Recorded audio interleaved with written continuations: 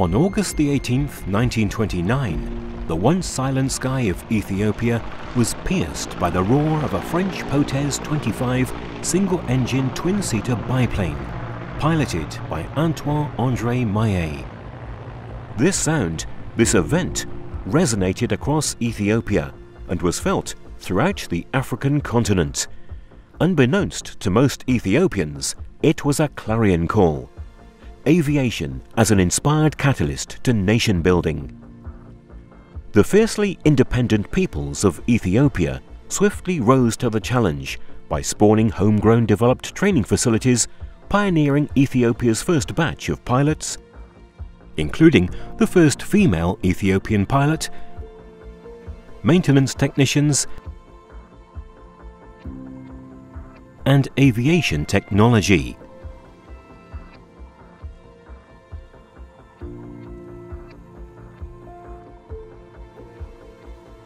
During this period, the contributions of the American aviator Colonel John Robinson was instrumental in training Ethiopian pilots and expanding aviation services. The excitement of 1930s was about overcoming the barriers of a landlocked mindset to a nation beholding a global vista.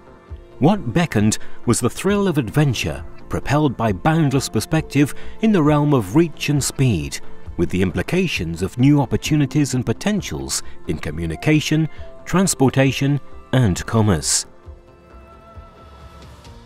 After the victory over Italy in 1941, the US government invited the Ethiopian government to attend an international civil aviation conference in Chicago in 1944.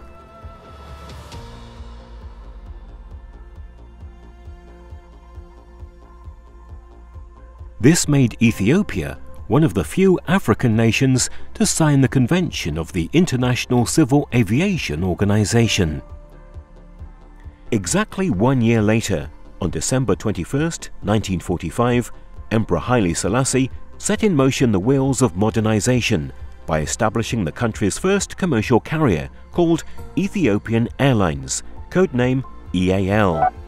It was financed by the government of Ethiopia and was operated by TWA.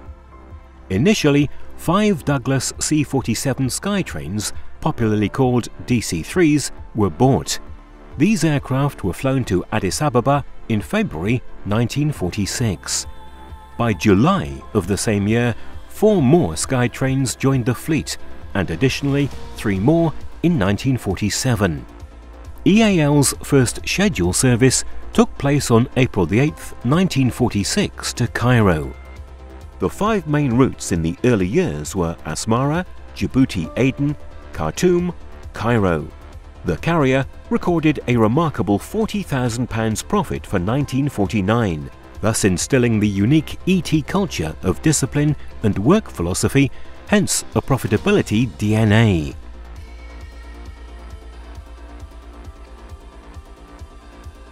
In 1953, through the technical assistance provided by the International Civil Aviation Organization, an aviation school was opened in Addis Ababa.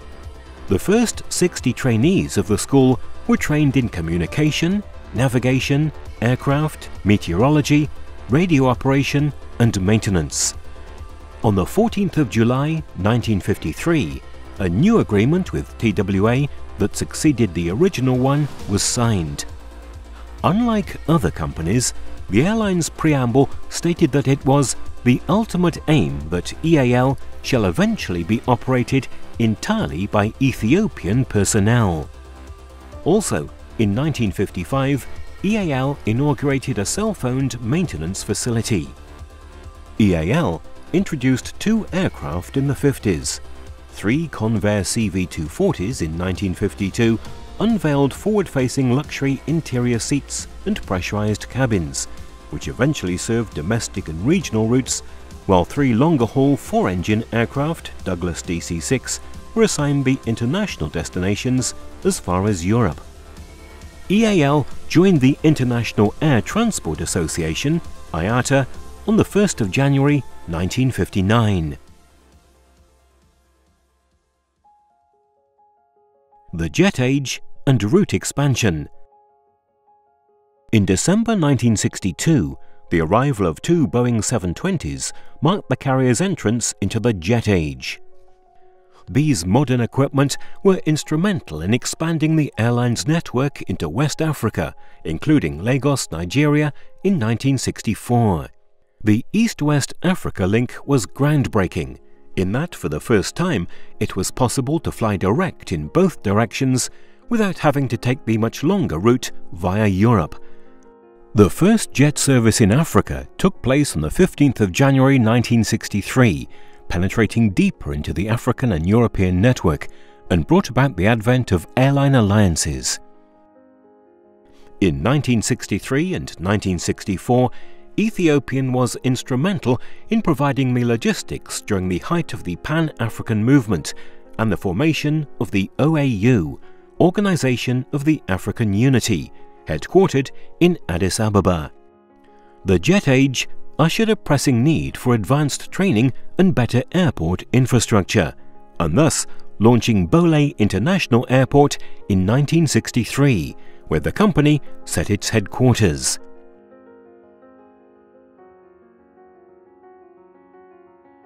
The firm changed from a corporation to a share company in 1965 and changed its name to Ethiopian Airlines. On its 25th anniversary in 1971, the company was ready to continue without foreign assistance and ended its 30-year relationship with TWA. The most memorable and iconic marketing motto, Ethiopian, going to great length to please, was coined during this period. Since then, Ethiopian Airlines has been managed and staffed by Ethiopian personnel. The first Ethiopian General Manager, or CEO, was Colonel Semret Matane, appointed in 1971.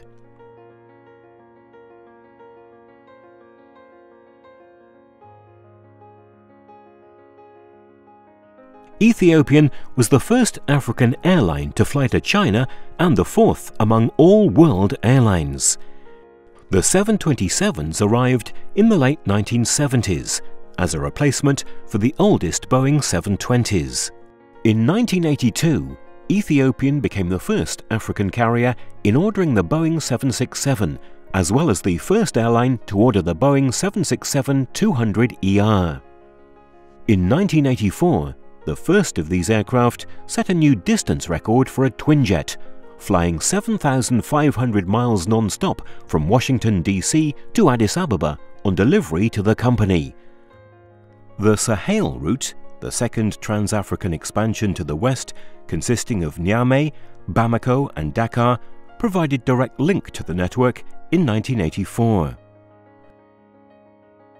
The Boeing 737-200 joined the fleet in late 1987. In 1990, Ethiopian became the first passenger airline in taking delivery of the Boeing 757 freighter, receiving the first of 5 Boeing 757-200s a year later. The frequent flyer program, named Sheba Miles, after the legendary Queen of Sheba, was launched in 1999. 2000 onwards, a fleet renewal started in the early 2000s, with the incorporation of the Boeing 737-700 and the Boeing 767-300ER. In the late 2000s, the airline announced it would be the launch customer of the Boeing 787 Dreamliner, the first in Africa and second in the world, of which was introduced into the fleet in 2012. And also placed orders to acquire brand new Boeing 777-200LRs and Airbus A350-900s, both the first in Africa, being introduced in 2010 and 2016 respectively. Bombardier Q400 was deployed in 2012. These newly introduced aircraft types are now serving as the backbone of the fleet. In late September 2010, Ethiopian Airlines was officially invited to join Star Alliance. The carrier became a member of the alliance in December 2011, the third Africa-based carrier in doing so.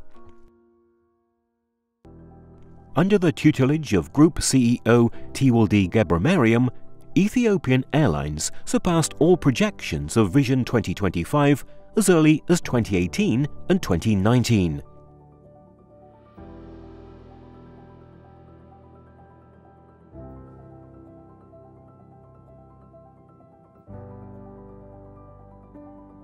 In Vision 2025, we decided to scale up the growth, and we aimed for some milestones to be achieved by 2025. It was a 15 years strategic roadmap, but fortunately and amazingly, with a positive surprise that we have achieved all the milestones by 2019. By all measures, the airline has grown threefold, more than threefold in the last decade. So we are very happy to celebrate today the 75th anniversary. Under his guidance, indeed, it came to pass that aviation did become the catalyst for growth and change. Ethiopian Airlines sagely bucked industry-proven growth parameters, and so, while most carriers chose to focus on core passenger business, Ethiopian Airlines opted for diversification, since it makes good business sense in an emerging market such as the African continent to have independent, standalone business units. The airline has grown in all the four pillars of Vision 2025. The four pillars are: number one is fleet. The first one is the 787 Dreamliner from the Boeing family. The most modern airplane, state-of-the-art, the most efficient airplane.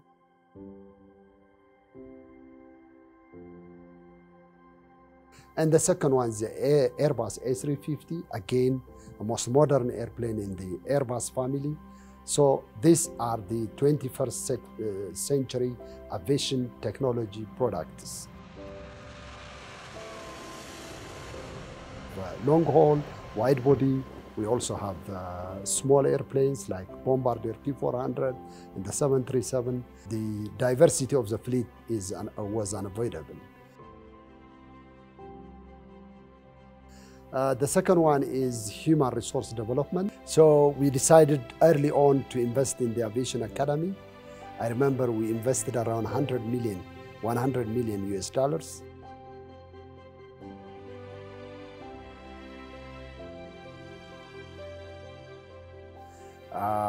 To make sure that we have the capacity to train pilots, technicians, engineers, cabin crew, sales, marketing, leadership, and so on.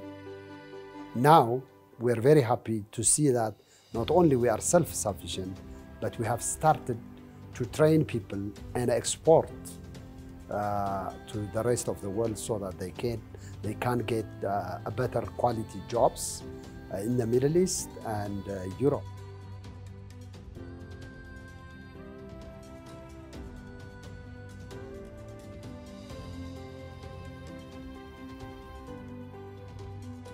Now we have moved from scarcity to abundance. Also a matter of principle that when the airline grows, employees should grow together.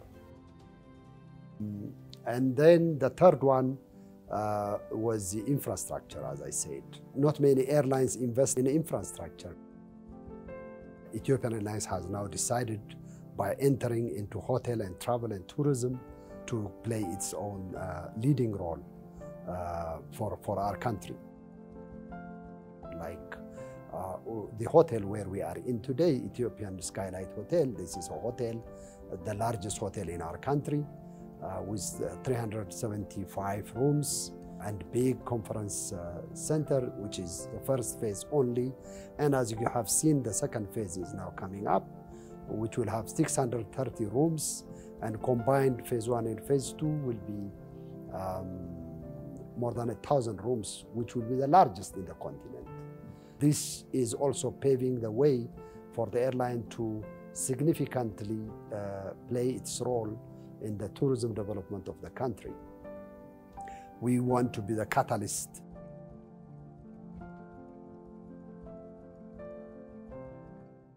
So talk about the cargo center, hub that is the largest in the continent, and comparable to Schiphol or in Amsterdam or Hong Kong or Changi in Singapore. It is one of the most modern technology cargo center with an annual capacity of 1 million tons, partially for dry cargo, partially for perishable cool chain and pharma.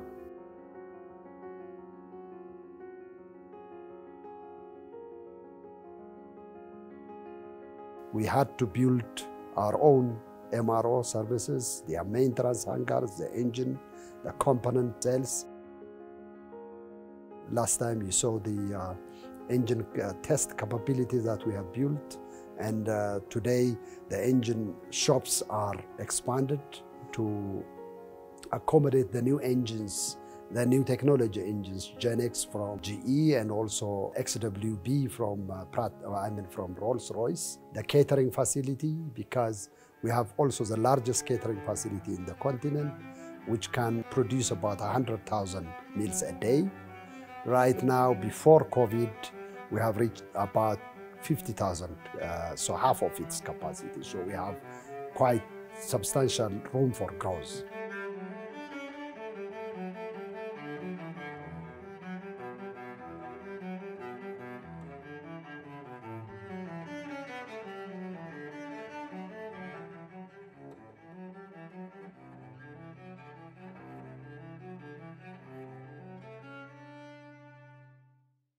And then the simulators. I'm sure you've flown the simulators. We have 7 of them, full flight simulators. Each one cost around $25 million. And the Ace one is now coming this month, end of this month. So we have for the 777, the 787, the A350, the 767, the 737 MAX, and the other one, 2, the Q400. And now the one which is coming at the end of this month will be the second Q400. The other infrastructure that we have worked with the government is the inclusion of the Ethiopian airports. We have 23 airports in Ethiopia, in addition to the hub Bole here, and they're all now within the group. We have built many in the last 10 years. I think we built about 8 of them. And we are now also building 5 additional. We are also investing in airport expansion. The 4th pillar and the final one is systems. You have the fleet, the human resource, and the infrastructure. And systems is the glue which brings them together. And by systems, we mean policy, procedures, processes, and IT facilities. So in IT facilities, we have invested more than $50 million. Most of our IT are bought from the shelf. For instance, we have maintenance in the MRO system, which is a leading provider of MRO IT system. We have Sabre for passenger services, and we have SAP for ERP, for HR, finance, procurement, and so on. Today, I think 3 years ago, we have declared that the airline is paper-free. So unless, for cultural and historical reasons, people love to have papers, the airline is completely digitalized, both the internal processes and also the external customer interface. Right now, you can travel on Ethiopian with your mobile. You can buy your ticket, book your flight, and check in, and save your boarding pass on your mobile and board the aircraft. Marching forward, Ethiopian Airlines' win-win proven and tested formula gives rise to new initiatives. Soon to come is another infrastructure project in the lucrative aerospace industry. Also gaining traction is the flagship Skylight Hotel as the tip of the spear for tourism and travel. And with the conviction of doubling its fleet, coupled with a new airport project under construction, CEO Tiwalde's Vision 2035 hands-on style of leadership exudes confidence, gearing up for more than 50 million inbound traffic. Intent on building Addis Ababa as the hub of all hubs, is already a present mindset reality. Armed with a strategic plan, aided by modern aviation technology and an inspired workforce, Ethiopian Airlines owns the center stage as it embraces the world. We are going to scale up the growth in Vision 2035. Fleet is going to grow, more than 200 airplanes, destinations, employees and everything, all parameters, but also more diversification.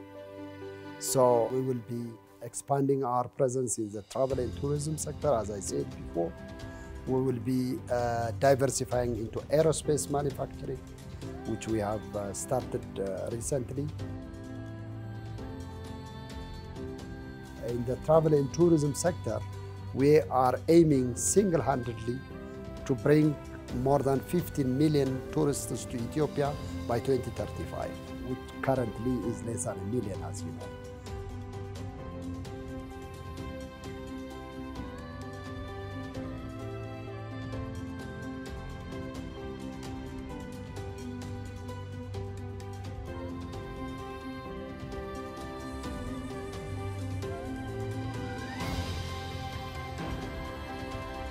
A lot of milestones now in Vision 2035.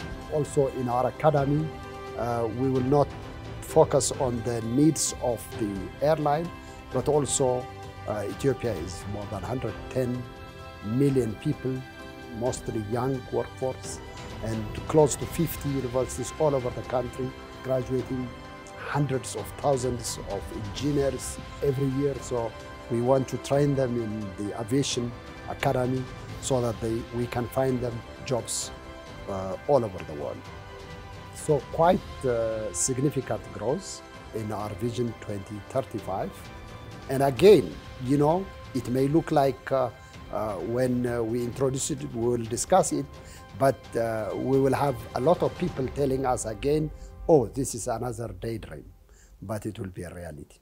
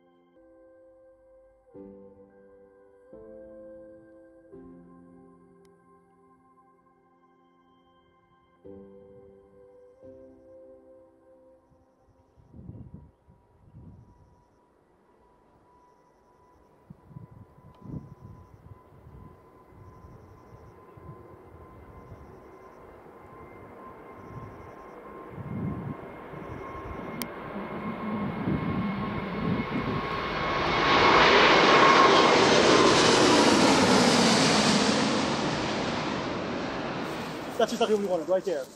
Perfect. That's the ending shot of the whole program.